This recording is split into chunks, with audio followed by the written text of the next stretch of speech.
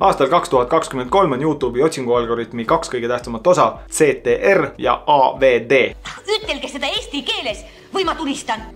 CTR ehk click-through rate näitab seda, et kui paljudele inimestele, kellele sinu video pilti ja pealkirja näidati, sellel ka kliki teevad. Alateadvuses teeb vaataja selle otsuse vähem kui sekundiga. Üldiselt jääb see sinna 20–10% juurde, ehk siis 100 inimesele, kellele sinu video pilti ja pealkirja näidatakse, teeb kliki kuni 10. Aga lühidalt, mida rohkem inimesi sinu video pildil kliki teevad, seda rohkematel YouTube seda videot ka pakub. Järelikult esiteks on vaja saada inimene sellel videol klikkima. Kui ta seda klikki ei tee, siis ta seda videot ka ei vaata. See aga tähendab, et 2 kõige olulisemat detaili on video pilt ja pealkiri. Need on aga nii põhjalikud teemad, et nendest ma räägin pikemalt mitmetes järgmistes videotes. Ja teiseks AVD ehk Average View Duration, mis on siis video keskmine vaatamise aeg. Kui kaua inimesed, kes sellel videol klikkisid, seda vaatasid. Vaatamise aeg näitab video kvaliteeti ehk kui huvitav see vaatajale on. Kui sul on väga ilus pilt ja pealkiri, inimesed teevad klikke, aga nad ei jää seda videot vaatama, siis sellest saavad aru nii vaatajad kui ka YouTube. Lühidalt kokkuvõttes, ülesanne 1. Aga praegu on ülesanne number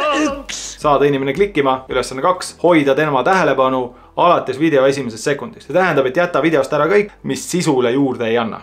Aga mida see teadmine algoritmist meile annab? See tähendab seda, kui sul on hea video, seal on ilus pilt, üleskutsuv pealkiri, siis sellega on võimalik saada YouTube'i tähelepanu. Ühel konverentsil ütlesid YouTube'i töötajad, et kui sellel nädalal saab sinu video 100 vaatamist, siis järgmisel nädalal pakutakse YouTube'i kodulehel sinu video vaatamise võimalust 700 inimesele. Iga vaatamine annab juurde 7 potentsiaalset uut vaatajat. Seega, kui sa alustad täiesti nullist, aga sinu video on hea, selle pilt on hea, selle pealkiri on hea, siis sul on võimalik kiire ajaga saada ka YouTube'is suhteliselt palju tähelepanu. Aga selleks peaks su video vaatajaid kindlasti huvitama. Kui sul juba on YouTube'i kanal, siis ma tulen selle video peamise soovituse juurde. Kuulab siia. Mine oma YouTube'i kanalisse, vaata üle kõik juba üles laetud videod.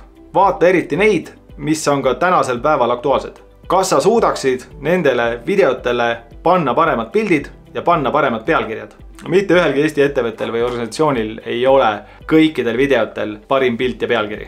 Vaata järele, väga võimalik, et sinu mõni vana video saab tänu sellele tähelepanu. Siit kirjeldusest leiad sa lingi ühe videole, mis väga hästi selgitab, kuidas ainult pilti ja pealkirja muutes on võimalik saada miljoneid vaatamisi. Hakkasin mõtlema, et see on juba 3. video sellest seeriast. Ma räägin piltidest, pealkirjadest, aga tegelikult ju 75% Eesti ettevõtetest YouTube'i veel ei kasuta. Alustame siis sellest, kuidas oma ettevõttele või organisatsioonile YouTube'i kanal luua. Vaata siia.